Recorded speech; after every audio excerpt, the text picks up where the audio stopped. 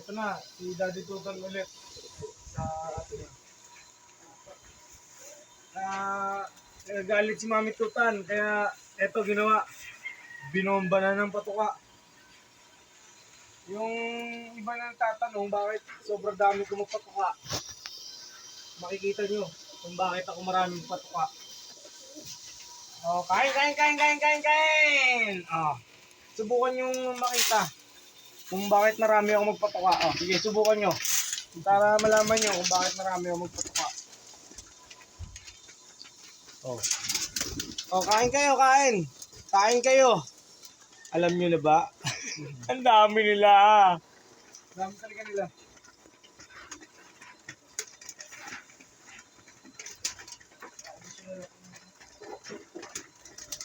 Tumaan.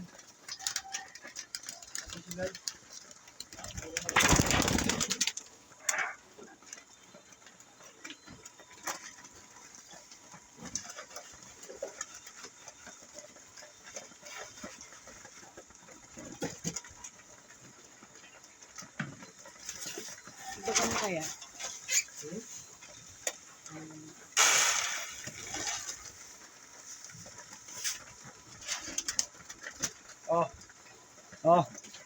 Hindi nyo na inintay yung ano. Sikain kayo ng maayos. Huwag magagawa sa ulam. Ay, baldado. Huwag kayo dyan pumesto. Ba to? Kasi tawing pala to. Tawing. Ba? Kumanda si tawing, hindi ko nakilala. Oh. Tawing pa rin ang tuka niya ba? Sobre yung tuka. Ano pa? Tipler to. Oh, tipler to. Oh. Ano pa? Tignan natin ha. Ano to? Nightbird, mga tipler. Na, ikan kayo. Ano sa video nyo naman dito sa kabila? Natapon. Natapon yung patuka sa kabila. Isa pa pati kabila. Oo. Kain. Ilang feeder ko marumi. Kaya ganyan muna kayo. Hindi pa nababa lahat yan. Andun ba sila? Ito si ano. Nanginginig si ano. Musok.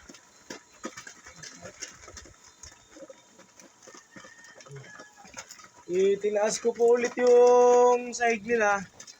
Dahil sunod-sunod yung masamang panahon. Ano yung ulan. At meron tayong mga kailangan gawin. At kailangan unahin.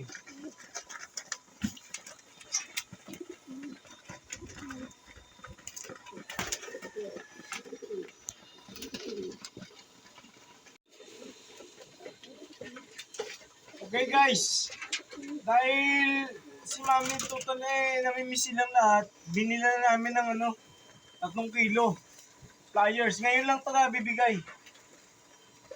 Hindi, joke lang yun. Ako naman, may pacho, di na matunawan. Ito, ang kanilang mga galawan sa loob. Kapag ano.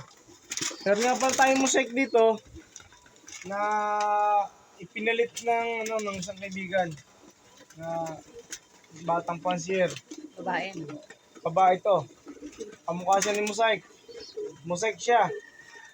Black checkered, white flight, Ano pa? white top. Si ano to? Si Glenn. Glenn Cuesta to ang line nito. Oh. So, ang ganda.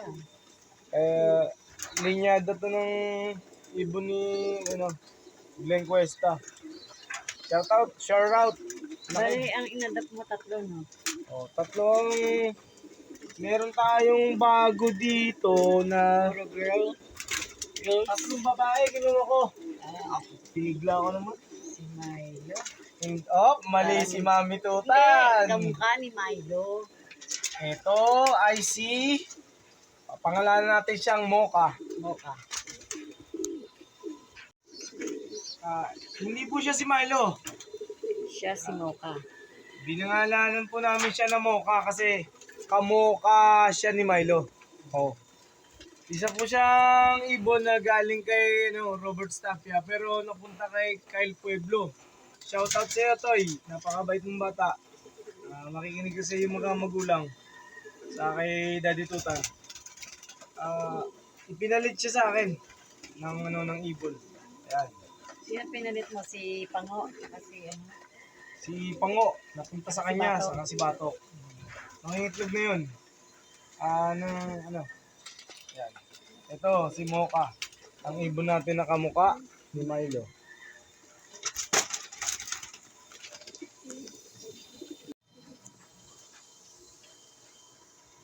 Ito naman,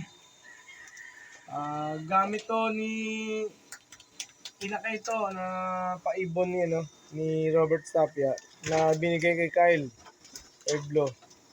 Orig po yung singsing niya na imported. Kamukha naman ni Katarman. Kamukha siya ni Katarman, kamukha rin siya ni Lost Red. Ni Choco Stick. Saka si kamukha rin ni Nana. Tatlo sila magkakamukha ngayon sa loob. Si Nana, ito. Ano yung pangalan? Hindi ko alam papangalan ko dito. Silver siya eh. Chocobar na lang. Sige, Chocobar na lang. Chocobar na pangalan mo ngayon. Meet Chocobar, ang ating bagong babae na sa loob natin. From Robert Stapia line, nabigay naman ni Kyle Pueblo. Ang dami na nila. Ina-adapt ko lang po.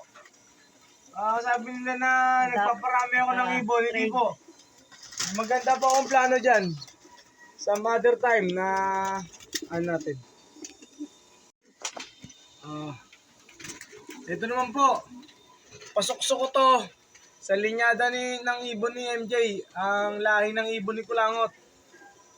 Ang ibon ko na si Kulangot, mga during the time ng CRPS, nag-ranking siya ng top 5 sa unofficial. Nag-rank din siya ng number 37 sa second lap ng South. Tapos third lap nag-round up na parehas sila ng record ni Engineer Luna sa third lap ng time ng CRPS ang leg band. Lahi pa to ng mga ibon ko na tumutuldok sa ulap na galing naman sa lahi din ni MJ. Kaya pinagkakatiwalaan ko si MJ. Kaya MJ, shoutout sa'yo pre. Yung mga ibon niya na nag-record ng maganda talaga sa akin. Si Kulangot at si Kalapating Gubat, si KG. Kaya napapangalan ko sa kanya ngayon, Ano? Kulanji. Lanji? Oo. Siya ngayon si Kulanji. Sa salitang Becky, Kulangot. Okay? Ito po siya. Nakaring po siya ng CFL. Dito po siya sa viewing. Para pagbaba niya, yan siya Tayo po, bilang isang fancier, nagpapainom tayo ng mga probiotic. Pero nasubukan ko po sa aking pagsasaliksik at sa aking malinaw na paningin, ang kailangan po nila Yakult everyday para everyday okay.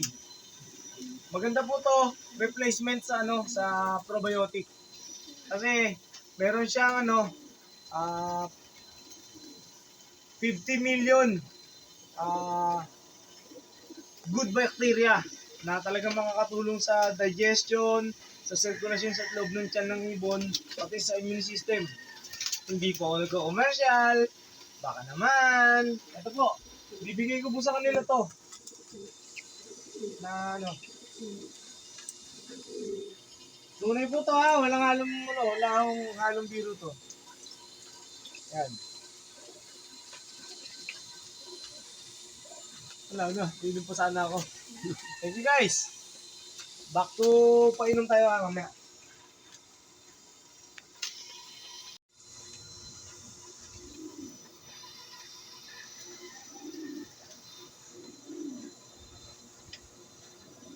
Honey extract po, honey syrup. Para po sa kanila at saka para sa akin. Sarap talaga. Di ba pwede lagyan ng tubig yan?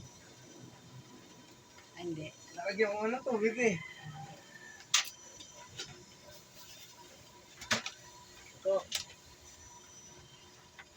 Kasama yung Yakult natin. Yung Yakult natin, sinamahan ko ng ang probiotic na Yakult.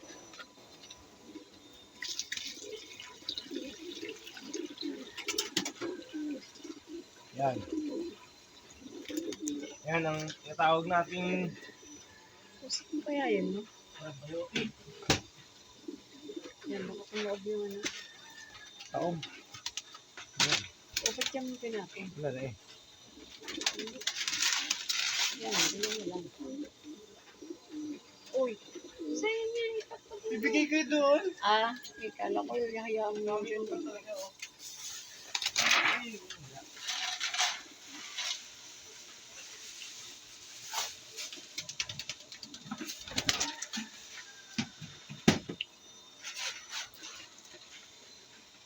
Alam nyo na ngayon kung bakit marami ako magpatuka. Kasi nga, marami sila. Bukod doon, naglalakihan na sila talaga. Kailangan nila ng maraming pagkain. Meron tayong 3 baby na malalaki na. Ayun na sila. Ayun na. Parang yun na baby. Ang lalaki.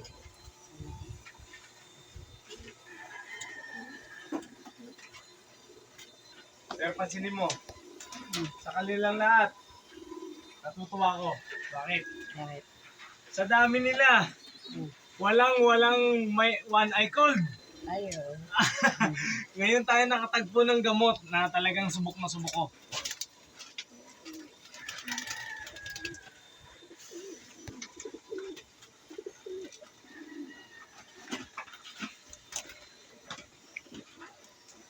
Rotation lang po. Ang antibiotic natin, Betracin Gold. Para sa kanila yan, sa pamamaga, sa panunaw, may vitamin E, vitamin B, vitamin A, may probiotic din. Ito, electrogen naman to. Meron kasama tong dextrose powder, electrolytes, multivitamins, saka glycerin. Ibig sabihin, pampaganda rin to ng balahibo. Ito, kung gamit natin to. Dalawang kombinasyon ng matatag to.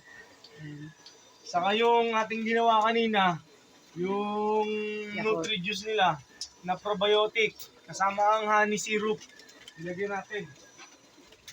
Kahit ano namang klaseng honey, maganda namang gamitin. Huwag lang yung honey ng iba. Awa yun. Ano yun? Anyway, wag niyong pansinin ng Daddy Tutan kasi nga nag-busy kami the other day kaya ito ngayon, babawi naman ako sa kanila. Ang ating ibon, Kenjusi na yan. Magaganda na. Magaganda na ng kanilang sitwasyon ngayon. Magaganda na sitwasyon nila na even though na medyo masama panahon, nakikita ko naman na nagko-connect yung maganda nating kombinasyon ng gamot.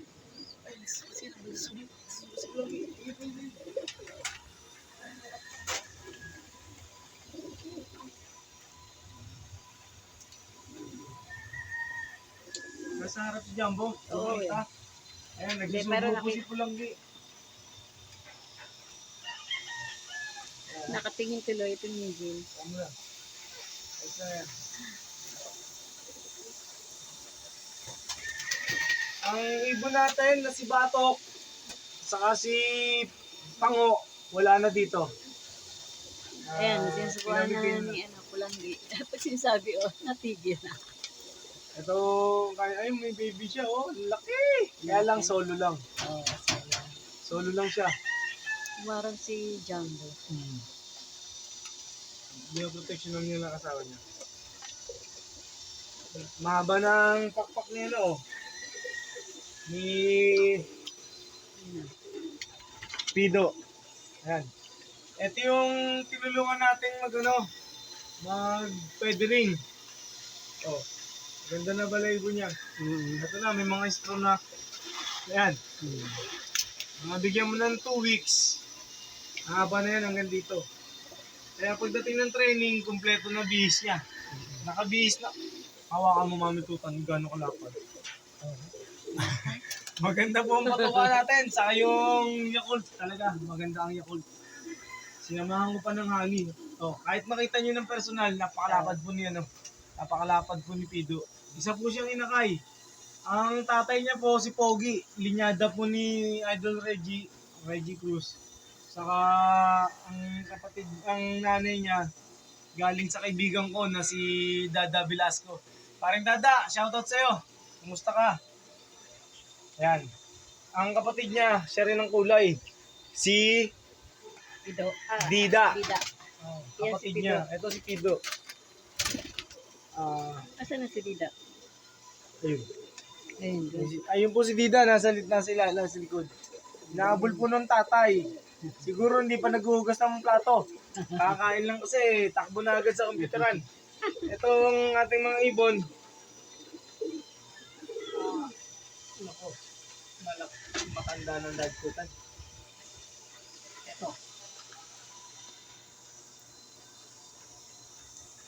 Ito po ay si Pogi. Hindi ko na sasabihin sa inyo bakit Pogi ang pinangalan ko. Ito po si Pogi. Kailangan pa bang sabihin kung bakit Pogi ang pinangalan ko? Hindi na siguro. Obvious naman. Talagang Pogi talaga. Bukod sa Pogi yung nag-aalaga, Pogi po talaga. Ayan po. Pogi po niyan. Line po siya ni Idol Reggie Cruz. Shoutout sa'yo, Boss Idol Reggie. Ito, ang kapatid niya si Major Pain, pinangalan ko doon sa Major Pain ni Reggie. Magandang ibon po talaga, napakagandang ibon. Napakagandang ibon. Good size. Talagang kailangan na natin matamasa yung swerte. Swerte sa karera. Medyo inaalat tayo kaya kailangan natin asukal. Madami ako nun. Anyways, ang ating karera sa CFL, nadali na. Nadali na ng tatlong magagiting na CFL Warriors natin. Ang super set. Tatlo lang po ang clacker. Yung fourth lap. Kaya ngayon, maghintay tayo ng 2 lap saka batay sa aking knowledge na sa sinabi ni Sir Fernan, baka mag-break daw ng pahinga ng after ng karera. Pero tingnan natin. Sir Fernan, bayan, ayan, idol. Thank you. At sana pangarap ko din na makakuha ko ng sing-sing ng CFL North 2025. Mamitutan. Pero wag muna. Bayad Anyway, muna tayo. ganito po talaga ang buhay ni Daddy Tutad. Kita nyo, para tayong dito. Sanctuaryo ng mga kalapati na nalulungkot sa ating binibigay ng mga kaibigan natin. Imagine niyo po ang more than 200 pieces na pinamigay ko during the time na nag-decide ako na pupunta ng nagkaroon ng pagkakataon ng ibang planeta. Namigay po ako ng ganong karami. Hindi ko po isa-isahin kung sino-sino sila dahil napakarami po. Ang naibenta ko po sa 270 something na ibon namin ng mga anak ko noon. Nasa 40 lang. Para ano pa, Murayta. Murayta, Tomas Morato. Kasi ganun po, karami ang kaibigan ko na nangangalapate. Kasi friendly po talaga ang Daddy Tutan. Yung mga nagtatanong at nanghihingi ng kalapati sa akin, bibigyan natin ng pagkakataon yan. Bibigyan ko ng go signal, saka ipopost ko po talaga ang moment na mangregalo na tayo sa ating mga kalapatids. Hindi po biro ang pagpapatuka, hindi rin po biro ang responsibilidad bilang isang fancier na nandito sa larangan na to. Ang isang fancier na nasa larangan na to, kailangan ang isip niya ay kailangan nakapokus na kailangan niya sa mga senaryo na kailangan niya magpatuka, mag-vitamins, mag-toss. At ihanda rin po ng isang fancier ang kanyang sarili para sa pagdating ng tossing, ang mawalan ng ibon. Okay? Ang maligawang ibon, okay lang, maligawan ng iba. Pero, huwag isasama sa ibang bahay. Dito lang, isama na niya yung asawa niya, jowa niya rito. Ito po siya. Ang ating ibon, parang 3 na lang kulang natin na nasingsing. Kasi naisuksok na yung dalawa doon na pahabol. Sana makahabol pa sa training. Yung dalawang anak ni Luis at ni Milo. Ang magiging sistema natin dito kay Mocha, magiging yaya muna siya, babysitter muna. Para maitapon niya yung luma niyang itlog na nasa tiyan pa niya. Yan. Ganyan po, guys. Buhay ni Daddy Tutan. Sa ating mga kaibigan dyan, salamat sa inyong pagtitiwala sa pagbibigay niyo sa akin ng ibon. Laking bagay ko ito. Ang pagbibigay natin ng importansya sa kanila, number 1 yun. Siyempre, kailangan natin ng grind. Grind everyday. Parang Yakult. Everyday okay. Hindi commercial yun. At malalaman nyo kung gaano kasarap ang nararamdaman ng isang fancier pagdating ng araw na kayo isa na rin sa nakasuot ng sapatos namin. Magandang umaga po at mangarap tayo ng mangarap dahil libre lang yan. Ang tossing, kailangan nating simulan. Maraming po salamat. Mag-iingat po kayo guys. May bagyo ngayon. Mag-iingat po kayo sa kalsada. Lalo na ang kapwa natin mga motorista dyan. Huwag po mainit ang ulo. Napakadali po pasukan ng gulo. At madulas po ang kalye, lalo na yung mga asfalto sa highway. Thank you so much and arigato gozaimasu. Minasang, mahaya. Ibig sabihin, maraming salamat po sa inyo. Magandang umaga po sa inyo lahat. Shukran.